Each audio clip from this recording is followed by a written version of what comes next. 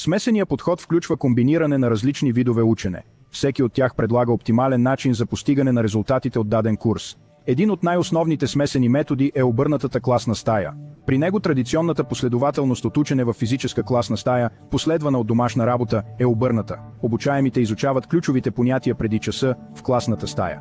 След това, вместо да прекарва много време в представяне на нови знания по време на учебния час, учителят може да се съсредоточи върху дейности с по-висока стойност, като например отговаряне на въпроси, подпомагане на учениците да прилагат знанията, решаване на проблеми и така нататък. Обърнатата класна стая може да бъде подобрена чрез добавяне на дейности след учебния час. Те може да са предназначени за затвърждаване и разширяване на знанията, например задания или проекти. Обърнатата класна стая е стратегия за учене.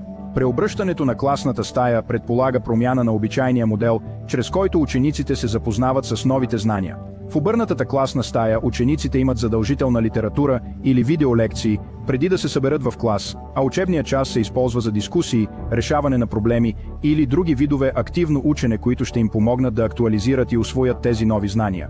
Ако използваме ревизираната таксономия на Блум от 2001 година, може да кажем, че обърнатата класна стая включва дейности от по-ниските когнитивни равнища, докато учениците придобиват знания самостоятелно извън учебното време.